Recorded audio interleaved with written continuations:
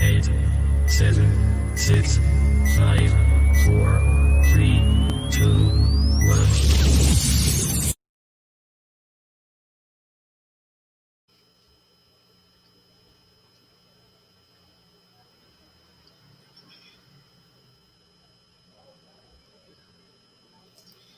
Bueno, muy buenas tardes. Primero, bienvenidos a nuestros invitados al panel Living Better, Ciencia y Salud, y por supuesto a nuestro conversatorio La Ciencia de la Divulgación. A todas las personas que nos están escuchando y nos están viendo en este momento, bienvenidos. Espero que estén muy atentos en nuestro chat porque les traemos algunas sorpresas, algunos regalitos. Mi nombre es Yesenia Morales, soy licenciada en Biología y Educación Ambiental. Perdón, ¿sí me están escuchando? Sí. Sí. Listo. Como les decía, soy licenciada en Biología y Educación Ambiental. Actualmente me encuentro vinculada como docente de cátedra a la Universidad del Quindío y también me encuentro vinculada a artrópodos tan interesantes.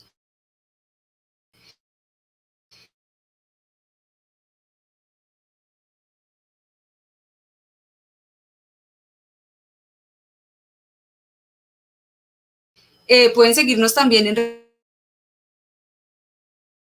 arrancar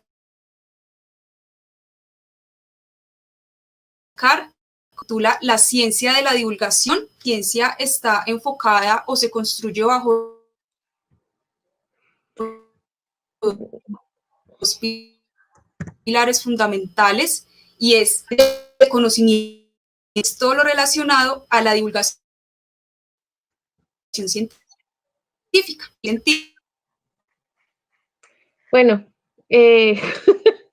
está bien para calentar motores, que nos pasen estas cosas, mientras que solucionamos problemas técnicos y mecánicos y juegos del internet de mal gusto que a veces pasan. Yo quiero abrirles el espacio a ustedes, que son nuestros grandes invitados, y que se presenten uno a uno, nos digan quiénes son y qué hacen, y vamos comenzando. Por favor, no sea Ana, por favor, cuéntanos de dónde estás, qué haces. Hola a todos, yo soy Ana María Porras, soy bumanguesa, vivo en Estados Unidos hace ya 14 años.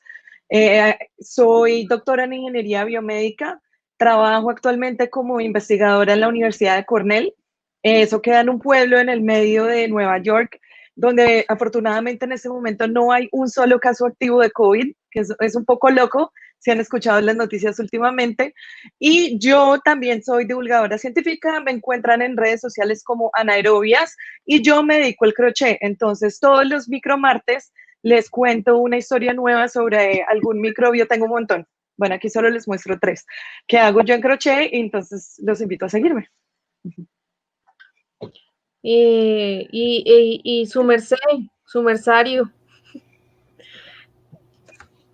Hola a todos, muchas gracias por la invitación. Mi nombre es Carlos Guarnizo, yo soy biólogo y trabajo con biogeografía de ranas, o sea, me gusta saber por qué hay tanta diversidad de ranas en Colombia y cómo las montañas promueven esta diversificación. Y también soy divulgador científico, pero desde hace como 2 años nomás. Y yo soy el creador, junto con un grupo de colegas, de Ciencia Café para su merced, que es una iniciativa de divulgación científica independiente. Genial. Y bueno, y tenemos aquí a una persona que se llama Pablo, que es de la ACAC, ¿cierto? Y que no. estamos... ¡Ay! ¡Uy! No. Cuéntame mejor tú quién eres.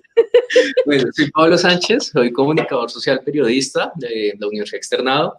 Llevo 6 años trabajando en todas las estrategias de comunicación de la ciencia, o sea, la parte de atrás.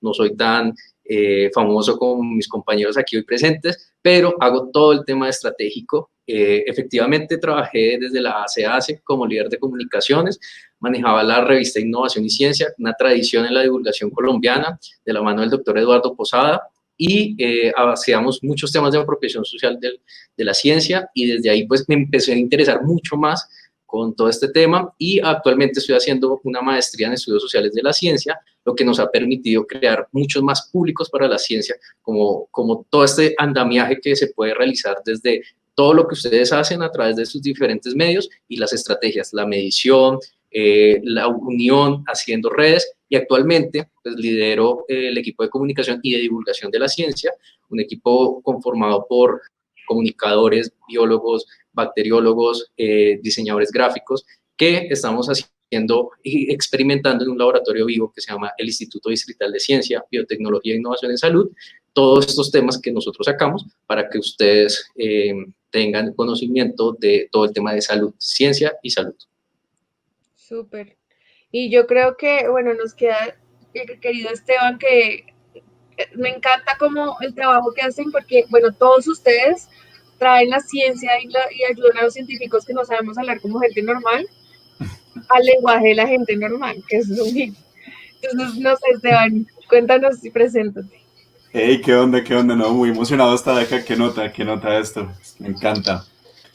Yo soy Esteban Pardo, junto con Efraín empezamos esta iniciativa también de cómo de contar la ciencia de una forma un poco más parchadita, que se llama Shots de Ciencia. La idea era como llevar la ciencia como ese espacio amigable del bar en el que uno parcha y charla y quiere como desprenderse un poco del día a día y de la pesadez y contar las cosas amenas. Yo me gradué de Biología y Microbiología hace 2 años y hago música, tengo un pequeño estudio de producción aquí caserito, que pronto ven partes por ahí. Y me encanta mezclar eso, arte, ciencia, aprender, contarla, buscar formas de conectar las cosas que me gustan y que sea más entretenido y más chévere. Muchas gracias. Súper, creo que ya nuestra gran moderadora estrella volvió, entonces los dejo en mejores manos que las mías, que se lo disfruten.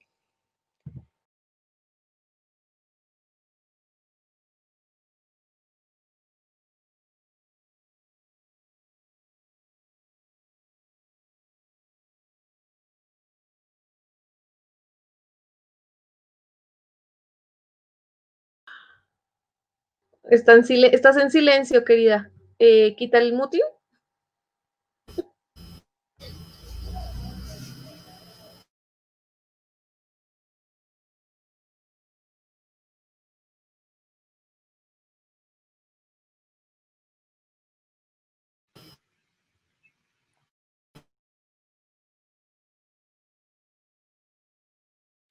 Chicos, nos tocó ánimo. No hay problema, Sí, Elisa. ahí yo creo que ustedes tienen más experiencia en estas cosas. Yo soy una científica de bichos que trabajo con 100 pies. Los humanos me asustan un poco a veces, entonces no tengo tanta experiencia en estos quehaceres como ustedes, pero bueno, chévere. Yo quiero preguntarles qué los llevó o qué los inspiró a hacer divulgación científica, porque sé que todos son, pues no es una cosa que uno, pues que el común denominador de los científicos hagamos y que todos hemos de hecho fallado en esa área. Entonces no sé si me quieran responder qué los inspiró a trabajar en esto.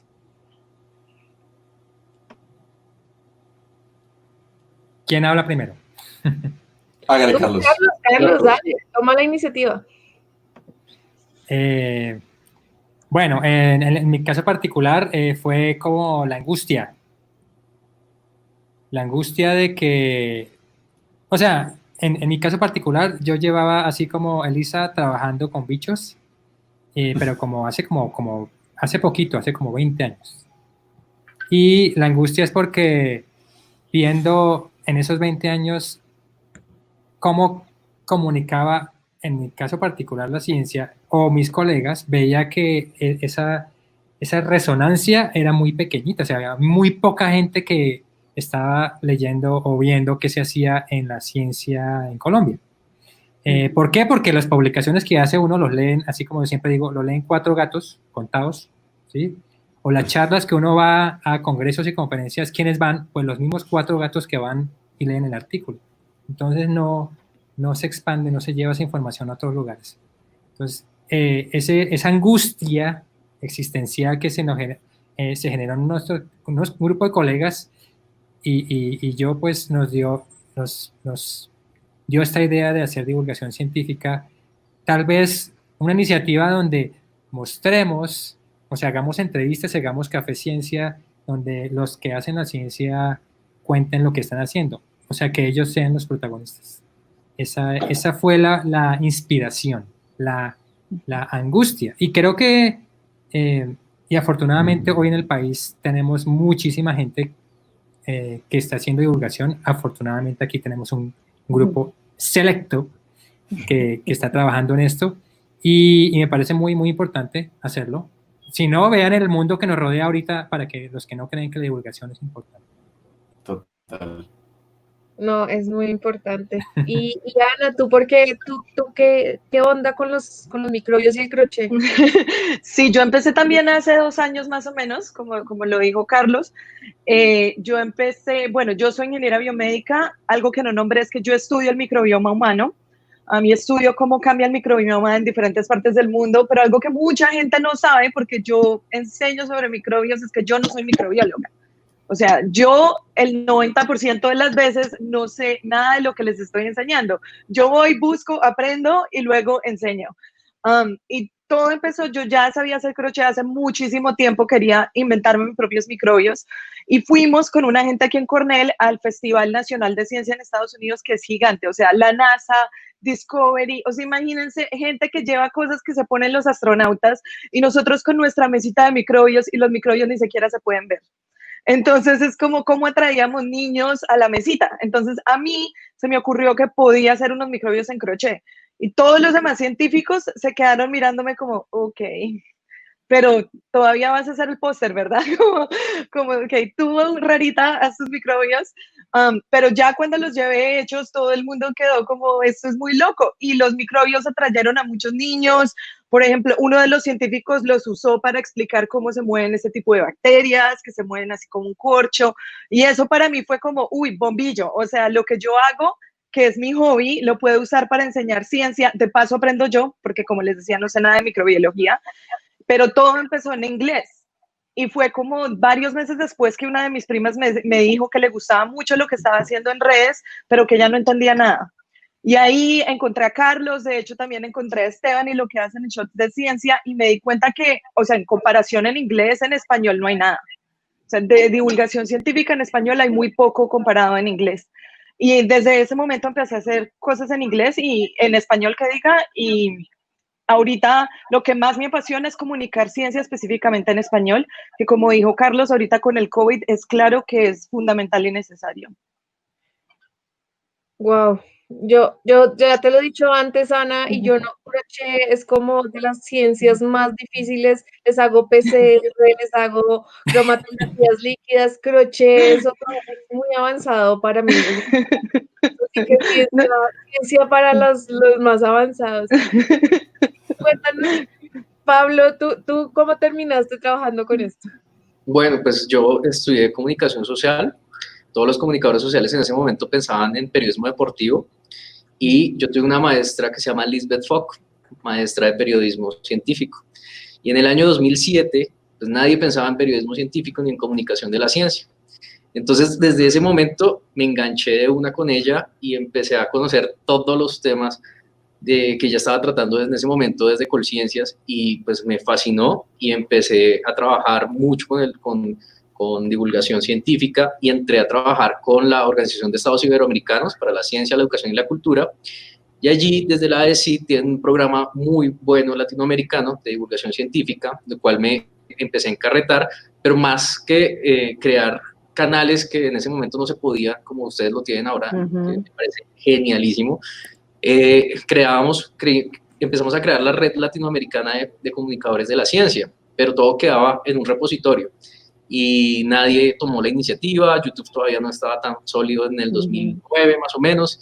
Entonces lo que decidimos fue empezar a trabajar cómo hacer estas estrategias, una parte más teórica, o sea, cómo manejar todo este tema teórico de la divulgación, y hasta que, pues claro, uno encuentra temas como desde el 70 que se está manejando revista Innovación y Ciencia, Era como un gran orgullo empezar a trabajar con ellos cuando trabajé con la ACACE, y con ellos empezamos a manejar todo y conseguí una maestra maravillosa que es una viróloga que se llama María Fernanda Gutiérrez de la Universidad Javeriana, y ella era la que lideraba esa revista, y ella me empezó a hablar de un tema que se llama apropiación social de la ciencia, y eso para mí fue como lo máximo, y junto con el doctor Eduardo Posada empecé como a mirar cuáles eran las políticas que estaban sobre el tema, cómo podríamos seguir manejándolo, y sufrió la transformación la revista de Innovación y Ciencia, y la empezamos a trabajar en temas digitales, a conseguir muchos más artículos, a aterrizar todos estos temas tecnocientíficos para las personas que nos estaban siguiendo. Empezamos a trabajar toda una estrategia digital, que fue el impacto cuando sacamos una campaña que se llamaba Colombia tiene su ciencia, que fue con María Piedad Villaveses, y lo que pretendíamos era eso, empezar a mostrar la otra vida del científico. No es solo la vida del laboratorio, sino es la vida de lo que ustedes hacen a diario, de lo que ustedes sienten, viven, y eso también hace parte de la divulgación científica, porque es mostrar, es romper el ethos del científico, sino que es ustedes, actores, cuáles son sus experticias y experiencias y cómo lo pueden transmitir a una comunidad. Eso de la comunidad Lego, para mí, yo digo, no existe. Existen unas experticias y unas experiencias, y eso es lo que hemos venido trabajando poco a poco en cada una de estas estrategias. Hoy en día estoy trabajando en salud, desde el Instituto Distrital de Ciencia, Biotecnología e Innovación en Salud. Trabajo con temas tecnocientíficos para crear públicos, para donación de sangre, donación de tejidos, donación de médula ósea, y ahorita con el plasma COVID. Entonces, en este proyecto Plasma COVID, que es cómo crear un público para que sea consciente de lo que están haciendo, ¿sí? Es aterrizarlo y poder solucionar un problema desde la divulgación científica, pero es más desde lo estratégico, y pues empezar la creación de cada uno de los mensajes. No, súper interesante. Yo no sé si han visto los mensajes, los que ya les han empezado a llegar, les saludaron desde Sao Paulo, desde California. O sea, no crean que no estamos tan criollos hoy. Hay como 20 pedidos de crochet. Esteban, mira, quería preguntarte, ¿cómo lograr transformar ese lenguaje técnico en un lenguaje más cotidiano? ¿Cómo logra hacer esos shows de ciencia? Uy, la pregunta. Pues nosotros seguimos explorando cuál es la solución a eso.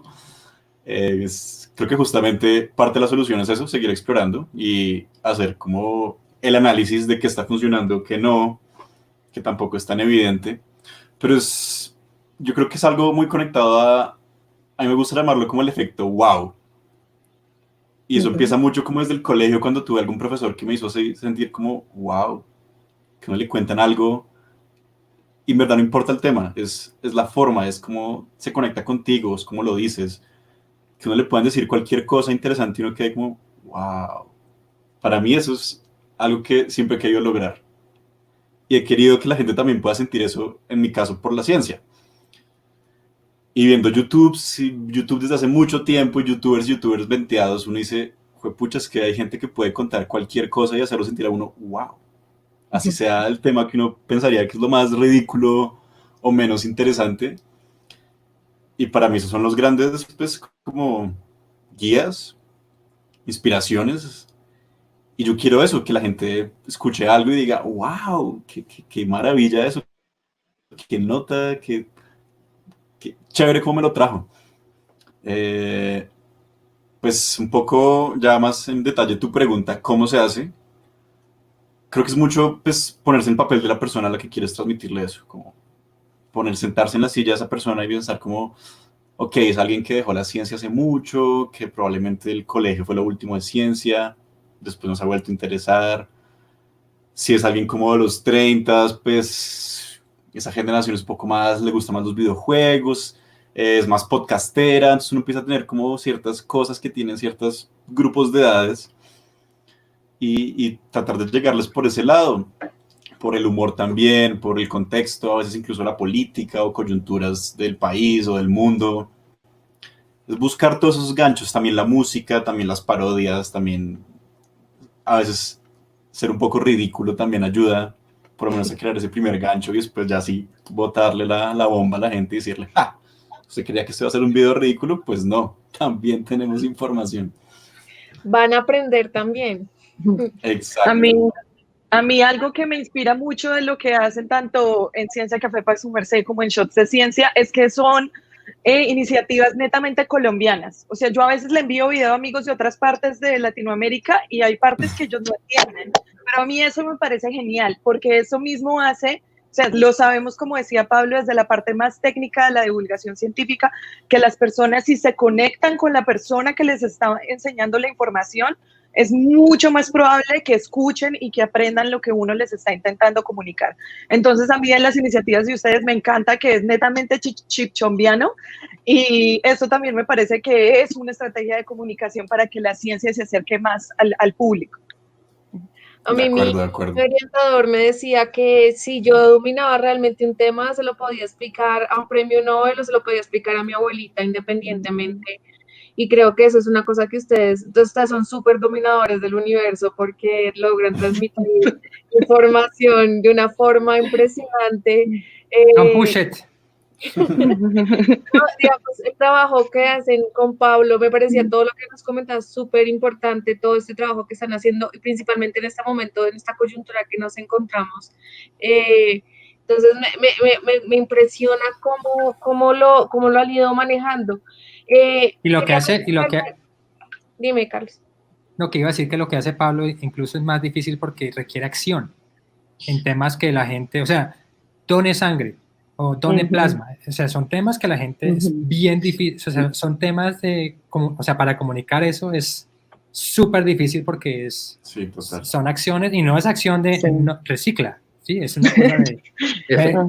sí. Y efectivamente, Entonces, uno le dice a los chicos, vea que sacó Shot de Ciencia o que sacó café, porque de esa forma nosotros empíricamente también vemos, oiga, ¿qué están haciendo las personas? Porque ustedes, pues como siempre les he dicho, no hemos llegado a hacer la medición de esa creación de esos públicos, ¿sí? Pero ustedes tienen un público ya segmentado, ustedes tienen un público que ya saben de qué tema van a hablar hoy, ya les reaccionan, entonces ustedes crearon unos interlocutores, entonces uno dice, venga, ¿y estos cómo hacen estos interlocutores? Y uno que le mete toda la teoría no ha podido, ¿sí? Entonces nosotros decimos, venga, vamos a ver hoy qué van a sacar. Entonces eso nos genera, y es lo que tratamos de hacer, por ejemplo, desde sus inicios con la CPC, con la Asociación Colombiana de Periodismo Científico. Decíamos, venga, necesitamos crear redes, ustedes ponen todos los contenidos, hay parte teórica, tenemos biólogos, expertos, tenemos de todo, pues unámonos y trabajemos tanto en la parte de medición, de creación de estrategias,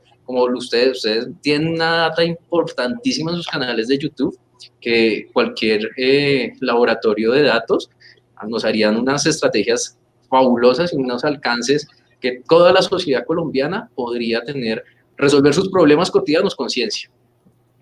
Y es que no me parece clave eso que dices, de empezar a colaborar más, a hacer proyectos juntos entre nosotros que integren nuestros públicos, que de pronto pues no es muy compartido, no se sobrelapan tanto, y chévere también pues que se mezclen y que surjan de pronto iniciativas chéveres con cada experticia de cada uno de nosotros. Sí, estoy... a unirnos. Sí, sería súper chévere porque incluso, Pablo, tú dijiste algo hace un rato que yo lo veo en mis datos, pero obviamente, o sea, yo no soy una científica social, no sé cómo procesarlo. Cuando mencionaste que gran parte de la divulgación también es enseñarle a la gente qué es ser un científico. Y yo, por ejemplo, lo veo en mis posts de Instagram, también con frecuencia, como resalto diferentes colombianos que trabajan en diferentes cosas, y en lo que más recibo interacciones, comentarios, de todo, es la gente quiere saber es cómo hizo el científico para llegar allá, cómo es su día a día, cómo hace el experimento. O sea, si tú pones solamente el experimento, la verdad aburre, porque además en redes sociales estamos compitiendo con un montón de gente que está haciendo cosas bastante más interesantes. Entonces, sí, yo siento que sí existe una curiosidad inherente en el público por saber qué hace un científico, cómo es un científico. El año pasado, cuando estaba en clubes, me acuerdo que a mis estudiantes les sorprendía que yo escuchara reggaetón, porque yo era una científica, entonces ellos se imaginaban que yo escuchaba música clásica, por ejemplo. No, yo... reggaetón sí, clásico. Nada mejor para laboratorio que un buen reggaetón. a sacudir Dígame esos si la líquidos. ciencia no se hace a base de buena música, porque nadie en un laboratorio puede trabajar sin música, café y alcohol, alcohol de cualquier forma, sabor y color. O sea, yo creo que café Pero y para esterilizar, Desde ¿no? el, para desde el hacer 97% hasta el 35%. sí, creo que varias tesis deberían agradecerle a esas tres partes.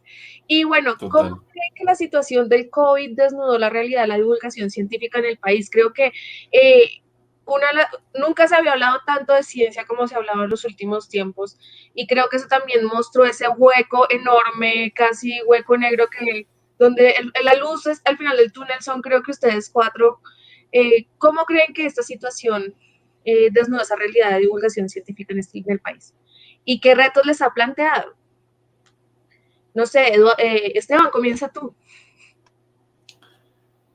Pues yo lo pienso un poco como la salida de emergencia, como el tipo de cosas que uno le dice a todo el mundo, como, oiga, pilas con la salida de emergencia, téngala, anúnciela, sepa que está ahí, pero que la gente virtualmente nunca va a entender por qué está ahí o qué propósito cumple hasta que pasa una emergencia.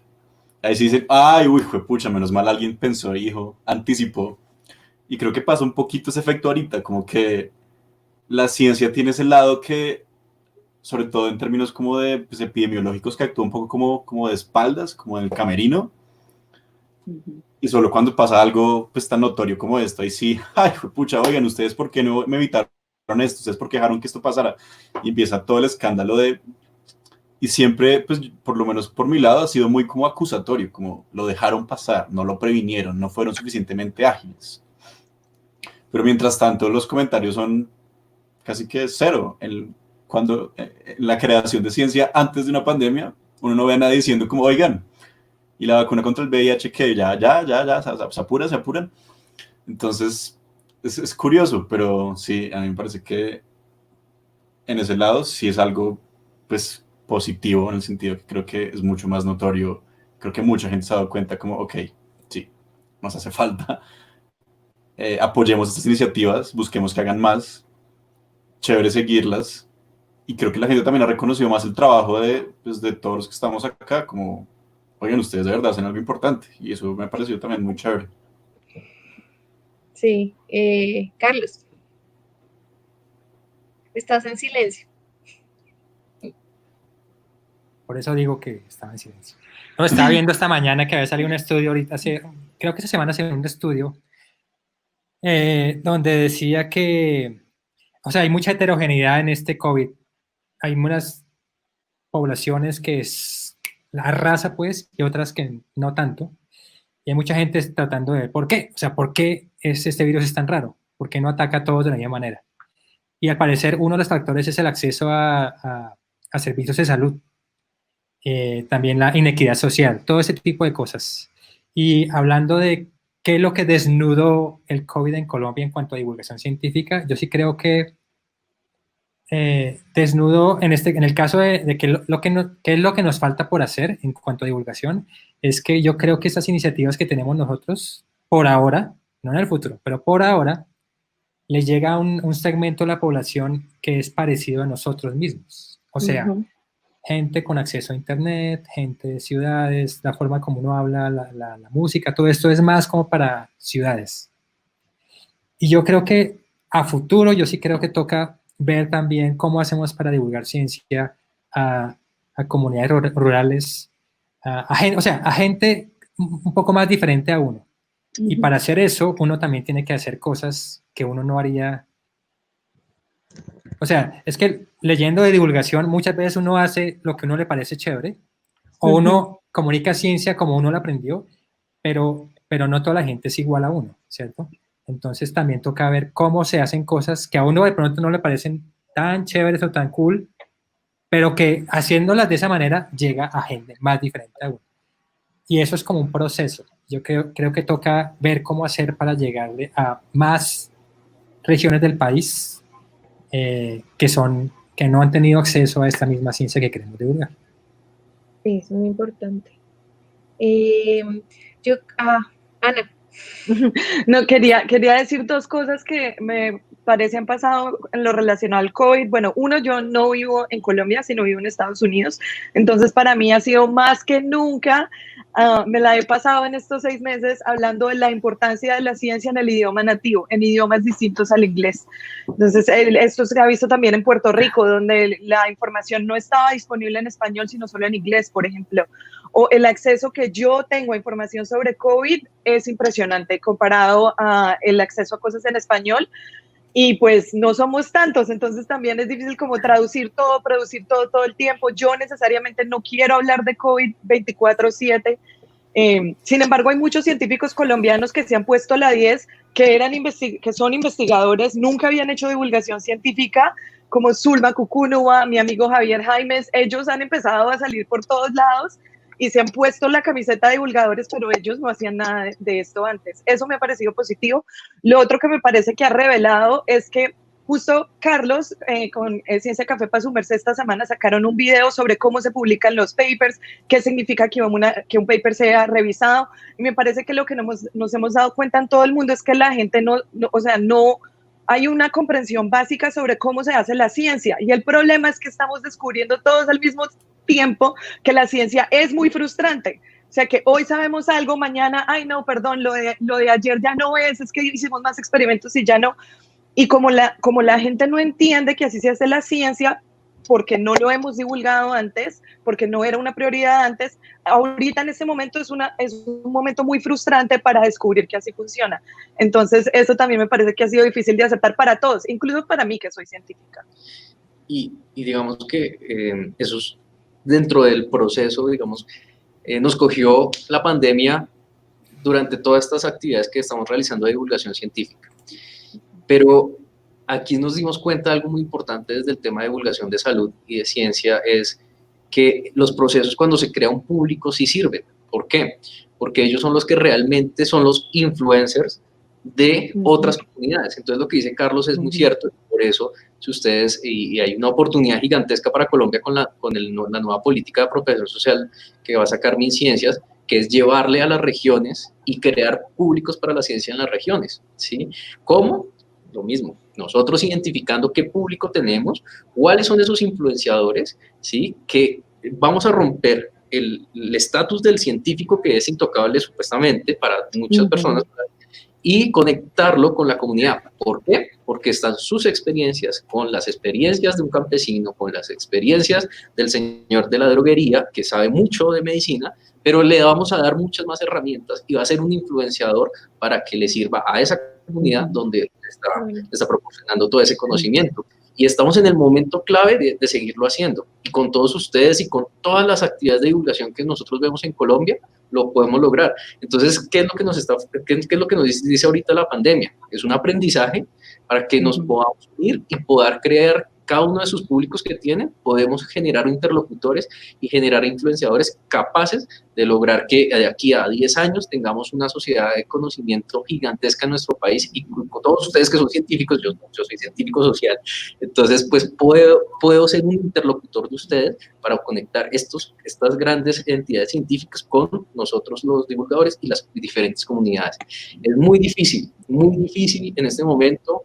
Yo tengo ahorita activa una campaña buscando personas que se hayan recuperado de COVID-19 y que hayan estado hospitalizadas para donación de plasma en el proyecto que estamos haciendo estudios para posible tratamiento con plasma. Es muy complejo la cantidad de otros subgrupos que sí tienen sus influencers, que hacen noticias falsas. Es muy difícil combatirlas si uno no tiene un influenciador que tenga el conocimiento científico y el conocimiento que nos logre entrar a esas comunidades, a esos públicos que sí logran otras personas. Entonces, ha sido muy, muy complejo y estamos en un momento que todos podemos ayudar. Yo creo que eso que ustedes dicen de llevar la ciencia a todas las regiones es fundamental. He tenido la suerte de trabajar en el Amazonas y en La Guajira llevando ciencia a esas regiones, y creo que lo más importante es entender que tiene que haber un intercambio en las visiones, en la cosmovisión, y respetar la cosmovisión de ellos, que realmente ellos ven el mundo de una forma diferente, que no es mejor ni peor ni nada, son iguales, y que debe haber un intercambio y que ahí va a estar esa riqueza.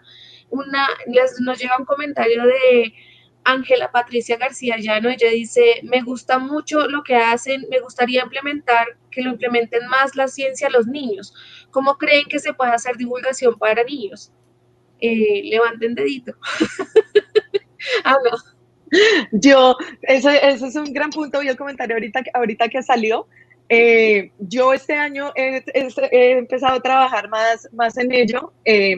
Justo esta semana salió un video, desafortunadamente en inglés, es que si bien las oportunidades en inglés son demasiadas y en español muy pocas, esa es mi gran frustración.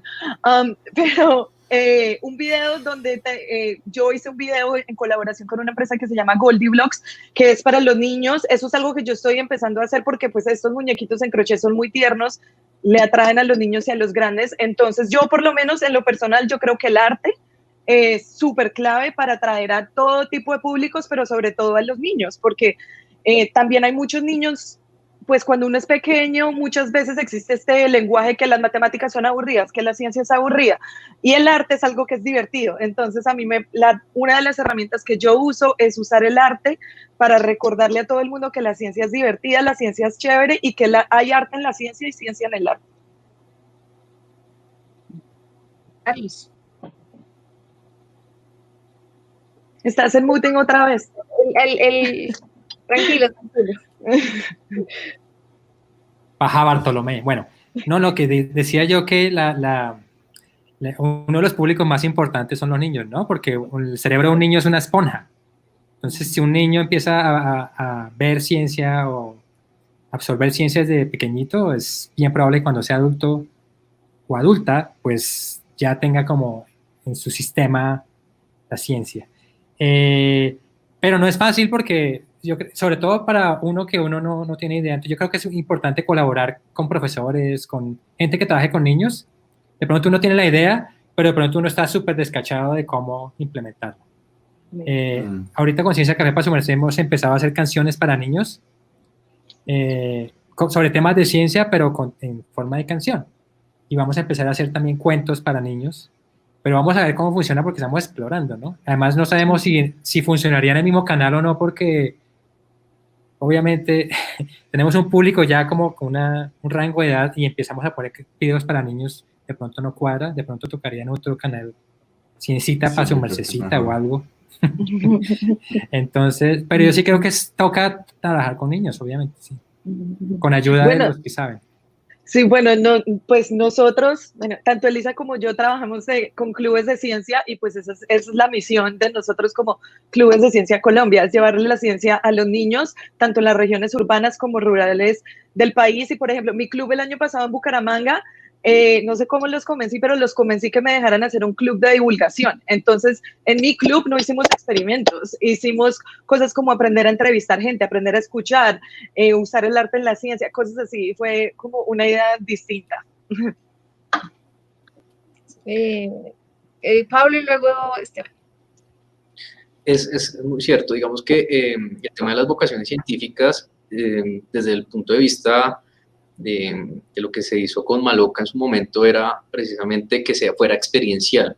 Y uno de los pilares principales de la divulgación en niños es el maestro. Y si el maestro veta cualquier actividad de experiencia, de experimentación, tenemos un niño perdido. Entonces, pienso que los maestros son fundamentales. Yo siempre admiro mucho el caso, me invitaron al Putumayo en Puerto Leguízamo, conocí niños que aprendían biología en el fin del mundo y hoy en día me los encontré en la Universidad Nacional antes de la pandemia, están estudiando química y el otro muchacho física, y en la Universidad del Valle están también estudiando química. Entonces yo digo, venga, este profesor, el influenciador en estos chicos, porque se los lleva no en el aula de clase, sino afuera, fue el que los incitó, bueno, los influenció a que estudiaran hoy en día una de estas carreras, y es fundamental no limitar al niño, eso es fundamental. No, yo estoy completamente de acuerdo con todos, me encanta que Ciencia Café esté explorando esas iniciativas para niños, me parece muy chévere, y Ana también con el arte, muy chévere, totalmente de acuerdo. Yo lo veo como un problema que casi como todos los problemas sociales tienen muchísimos componentes, es una rama que tiene que ver con todas partes. Y claramente la educación, los profesores, tiene que ser un punto, pero básico. O sea, si eso no se cubre, de ahí para adelante, por más esfuerzo que hagamos, va a ser muy difícil compensar eso.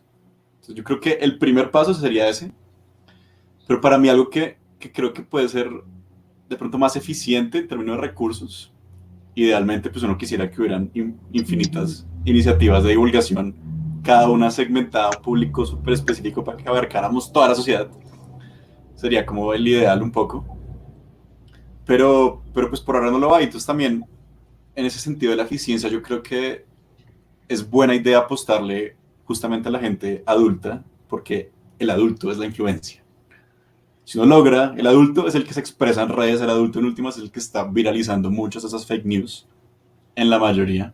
Entonces también me parece que puede ser un público target que puede tener un efecto mucho más grande y repercutir mucho más con un esfuerzo relativamente menor. Así es como yo lo veo, que por eso creo que es chévere. Sabemos que tenemos pocas manos por ahora. Así es como yo lo veo, que puede ser una mejor idea enfocarse en ese target para maximizar el impacto. No sé si tiene sentido. Sí, bueno, ya hemos mencionado 2 veces las benditas fake news que hacen nuestra vida mucho más divertida. Yo me puedo reír, yo me río mucho, soy honesta. ¿Cómo Yo creo la que eran divertidas, pero ya no son tan divertidas. No, hay unas buenísimas, hay unas, bueno, en fin, ¿cómo desde la divulgación podemos luchar contra el infierno de las fake news? Con memes. Con No, en serio. Yo creo, en serio. pues, ¿Quién da más? ¿Quién da más? lo que pasa es que el problema de los memes, o sea, yo creo que funcionan, pero yo creo que funcionan en un público, de pronto funciona en el público que ya uno convenció y no tanto en el que no ha convencido. Yo creo que podrían funcionar, o sea, no estoy diciendo que no funcionen, pero que podrían funcionar siempre y cuando uno mire en realidad si le está llegando al público que quiere llegarle. Por ejemplo, las personas que no se ponen máscaras. En Estados Unidos, tú, Ana María, sabes que hay muchas personas que no se ponen la máscara porque no se ponen la máscara. Punto. Es una cosa ya política, ¿sí? Entonces, si yo hago un meme para promover el uso de la máscara, burlándome de los que usan, de esas personas que no usan máscara, de pronto no la van a ver, ni siquiera la van a ver. Entonces, ¿cómo hacer el meme para que no le llegue tanto a los que ya la usan, sino a los que no la usan? Entonces, si se logra eso, rey. Pero yo tampoco sabría cómo es. Es como el área de la divulgación científica también es una ciencia, ¿no? Hay una rama de la ciencia que se llama divulgación científica que hace experimentos y todo. Entonces, tocaría ver experimentos, a ver qué funciona. Como decía, sí, perdón. No, Esteban, devuelve.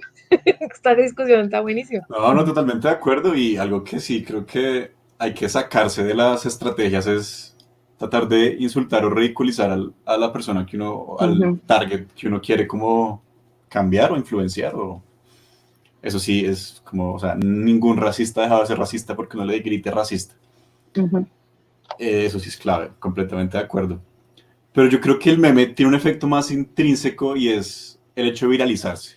Para mí, eso es un logro en el sentido de que, por ley de nodos, si hay 20.000 personas que lo comparten, esos 20.000 seguro tendrán alguna tía que haya leído o un tío que leyó ese fake news y que puede decir, oiga, vea este meme. Eso que usted acaba de compartir es falso. Entonces yo creo que la viralización en sí también es un efecto positivo que, de alguna forma u otra, por conectividad, le llega a la gente también. Pero claramente también estoy de acuerdo con Carlos que sería importante igual analizar eso, como si el meme de verdad solo le llega 90% a público que le gusta la ciencia y que ya es científico y que todos son científicos, pues quizá no es el mejor esfuerzo. Pero yo sí creo que igual tiene un valor. ¿Quién da más? Ana.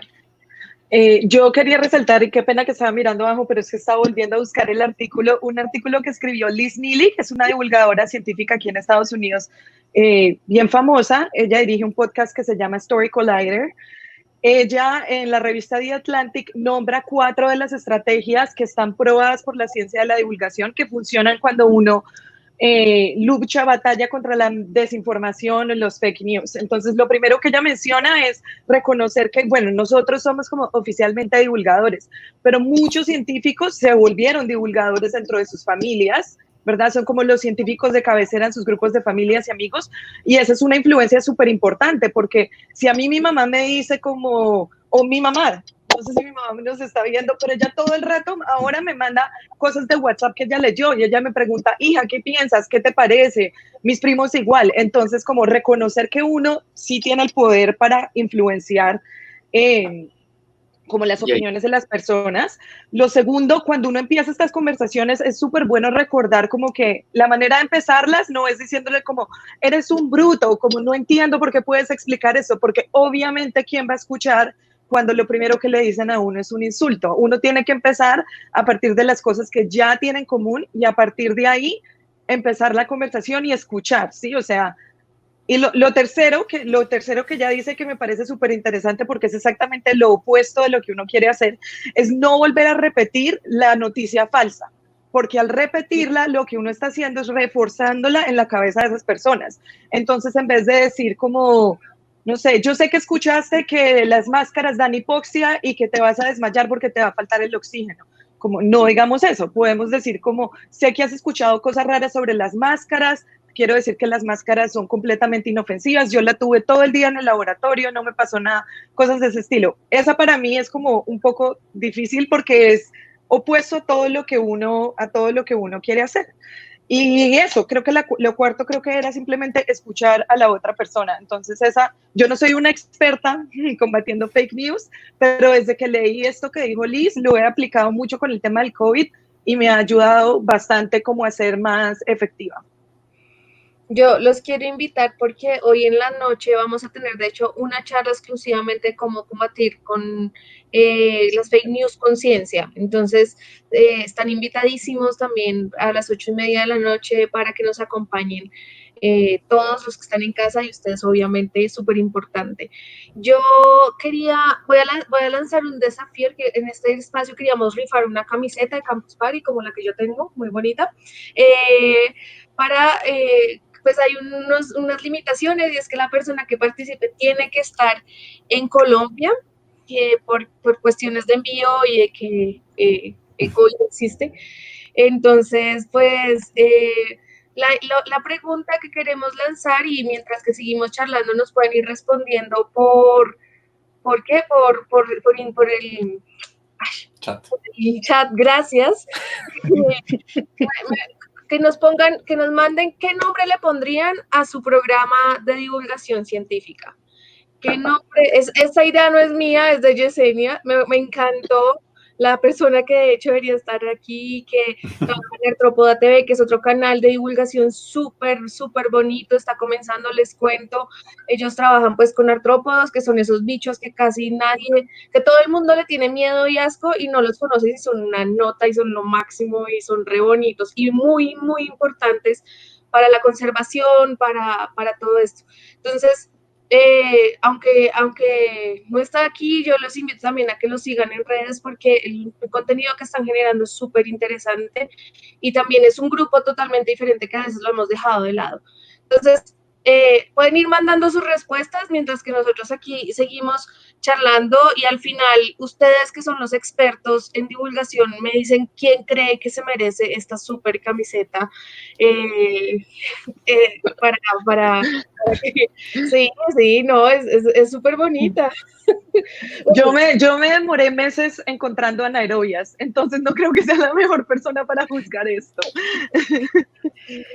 Pero Café y Ciencia habla mucho sobre las anécdotas científicas. Y creo que todos tenemos, independientemente seamos científicos sociales, eres científico, Pablo, tan científico como, de hecho, es una ciencia que súper, súper importante. Entonces, todos tenemos anécdotas en nuestro trabajo y creo que también han marcado mucho nuestro día a día. Quiero que me cuenten pronto una anécdota que ustedes recuerden de su trabajo, de lo que hacen. ¿Quién? Carlos, dale, comienza tú. Yo. Ok. yo soy una anécdota caminante, o sea, yo soy, me pasan unas, pero a ver, de lo que me acuerdo, me parece que esto de divulgar ciencia, y eso también es para sugerirle a los demás científicos sociales o de ciencias naturales que hagan divulgación, que divulguen, porque eso trae muchas experiencias bonitas. Por ejemplo, lograr que un grupo de colegas científicos y estudiantes trabajen todos en un mismo proyecto en algo que nadie sabe hacer. Por ejemplo, hacer una serie de televisión para YouTube sobre COVID. Se me ocurrió hacer un programa ficción en donde nosotros éramos policías y estábamos buscando el origen del COVID y yo le dije a un grupo de colegas y estudiantes que si querían participar. Entonces, todos, ¿qué? Sí, vea, usted, este es el guión, usted actúa y todos, pero es que ninguno de nosotros es actor. Yo, por eso mismo hay que hacerlo. Y todos dijeron que sí. Y a mí me parece eso muy significativo porque no hay cosa más, o sea, la gente lo que más le tiene miedo, una de las cosas que más le tiene miedo a la gente es la humillación o sea, como hacer el oso, pues. Y uno, cuando sube un video a YouTube, uno no sabe quién lo va a ver. Entonces, para uno hacer esa cosa que uno nunca, o sea, si uno no es actor y que alguien le diga, quiere actuar en un video y uno diga que sí, quiere decir que la iniciativa o divulgar ciencia es importante. Entonces, eso me parece chévere, que uno termina haciendo cosas que uno no pensaba que uno iba a hacer. Por ejemplo, esa experiencia también la tuvimos con Esteban. Presentarnos en el León de Grave. Yo no le tocaba guitarra frente de mis tíos y terminamos presentándonos allá. Eso es como le cambia a uno el chip. Entonces, esa era mi anécdota. Me están diciendo por interno que no es una cosa importante. Si no ponen en los hashtags, no se valen las respuestas. Entonces, todos los que ya mandaron respuestas, vuélvanlas a mandar correctamente, que fue mi culpa, que se me olvidó. Hashtag. Los numerales ya se los ponen en la pantalla. No sé, ¿quién quiere complementar? ¿Qué otra anécdota? Pablo, ¿tienes alguna anécdota que nos quieras contar?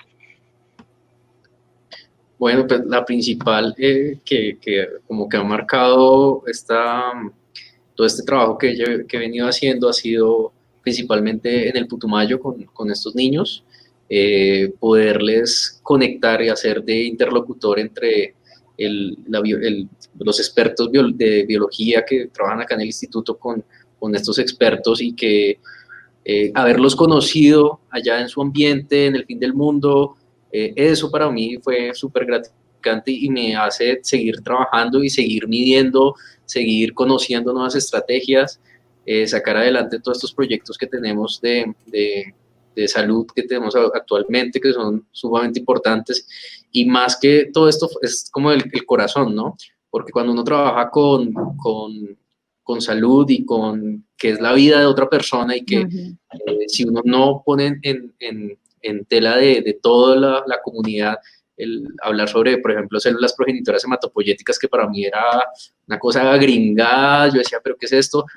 Células formadoras de la sangre o médula ósea. Entonces, eso que me haya enseñado a las personas que ya tienen una comunidad de familiares que están todos los días velando por su familiar y que me digan, esto significa esto. ¿Por qué? Porque lo leí, lo saqué, eso ya uno puede ser un interlocutor genial y es una experiencia que a mí me llena todos los días de ver pacientes que al final van a tener una nueva esperanza de vida con lo que uno hace. Ana. Uy, no, estaba esperando que pasaras otra pregunta. Soy la peor acordándome de anécdotas específicas. Bueno, ya les conté para mí como anaerobias, mi alter ego, la más importante ya se les había contado, que fue cómo empezó todo esto del crochet en la ciencia. Para mí, pues, no sé tanto anécdota, pero una experiencia que me marcó mucho fue el año pasado haber participado en clubes y de hecho, como una de las actividades que hicimos fue que yo le intenté enseñar a mis estudiantes a hacer crochet. Entonces, algunos, como la mitad, todos lo intentaron, que fue lo máximo, lo intentaron al menos una hora, la mitad se rindió y se pusieron a jugar en plastilina, está bien, la otra mitad siguió, pero uno de mis alumnos sigue haciendo crochet y ahora hace que boticas para la hermanita, que boticas, yo no sé qué para yo no sé quiéncito, que ven las bacterias, de todo. Entonces, para mí, esa experiencia de, no sé, lo otro chévere, lo que yo hago es que se trabaja mucho con las manos. Y entonces esta experiencia como de compartir el conocimiento científico, pero también el arte, pero también lo que se hace con las manos, fue muy gratificante. Con Elisa tenemos re pendiente, porque por culpa del bendito COVID no pudimos viajar a La Guajira, pero tenemos pendiente un club de ciencia, de tejido y ciencia en La Guajira. Eso está en el tintero. Qué nota. Saludos a La Guajira, a los chicos guayú, los extrañamos. Y Esteban, cuéntanos tú, entre reggaetón y reggaetón, ¿cuáles son las anécdotas? Pues esa que hablaba Carlos del León de Grave me hizo acordar que ese día fue un despelote para nosotros porque queríamos hacer un show con música, queríamos tocar, pero pues uno para eso tiene que llegar y preparar y probar sonido y hacerlo bien. Pues nosotros teníamos un show en Tunja ese mismo día y fue a las carreras, nos tocó irnos primero, porque además llevábamos disfraz, entonces estábamos disfrazados, cambiándonos en el bus, repasando el guión en el bus de ida, practicando las canciones en el bus de vuelta, en la flota de vuelta, corriendo al León de Grave, y no nos dejaron probar, entonces fue como, montar todo en 3 segundos. Eso fue muy chistoso, fue una corredera. Pero al final, creo que la anécdota más chévere es que siempre terminamos pasándola bueno, como gozándola. Y eso es algo muy chévere. No, Y no, de resto que pues nos preguntan mucho si somos un bar. A veces pasa, como oigan, ¿y cuál es la carta de cócteles? O cómo son esos shots, a dónde hacen envíos. Como... Todavía no hemos pasado a los shots materiales. ¿Hacen domicilios? uy, sí. En estos días de cuarentena, esos domicilios serían buenos. Pueden ver en Rappi, les mandamos un paper, no mentira. Total. Ese sería un Eso buen, estaba ese sería pensando. un buen nombre de canal. Ciencia a domicilio. Ciencia a Si domicilio usted sería llega, chévere. No Llega les como- soples, no les soples. Bueno, ya nos toca ir cerrando. Hay tantas cosas que me gustaría preguntarles, seguir aprendiendo. Realmente Sí. como los admiro infinitamente a los 4. Creo que el trabajo que hacen es fundamental para democratizar también la ciencia, para que la gente entienda que la ciencia también hace parte de ellos, de su día a día y de quienes son como personas. Y creo que el trabajo que ustedes hacen es fundamental para traer la ciencia a la sociedad, aunque la sociedad vea la ciencia, porque siempre ha estado ahí. Entonces, bueno, nos toca escoger un ganador. No sé, chicos, ¿quién se gana la camiseta? Tenemos aquí ya, ¿dónde está el que tú dices? Acá, Marta Porras. Por el interno es que acá teníamos en el interno, ustedes no ven, por interno íbamos votando. Entonces, Marta Porras, wow, ¿sabías qué? Felicitaciones, te llevas tu camiseta y pues por el efecto wow, te agradecemos que entres en contacto con el grupo de Siente-Lab por las redes para poder coordinar los detalles y tus datos. Bueno, muchísimas gracias. Si quieren, están invitadísimos a seguir aquí. Te seguimos con otro evento súper bueno. Estamos aquí 24 horas hasta mañana a las 10 de la noche. Entonces, hay para que, de todos los gustos, sabores, colores, ciencia a su merced, en shots, en crochet, en información para el día a día. Entonces, En dinosaurios. en dinosaurios. Ve, no pusimos ningún paleontólogo, el próximo Campus Party.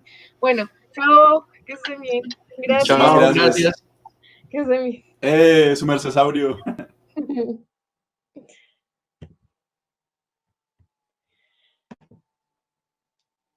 Y a continuación seguimos con la conferencia, y no la encuentro aquí, el conversatorio, la reinvención de la ciencia y la salud, aspectos sociales y políticos. Es muy, muy importante este asunto, de verdad los invito a que se queden, a que hagan sus comentarios. Tenemos que seguir democratizando la ciencia. Entonces, no se queden 2 minutos y ya volvemos.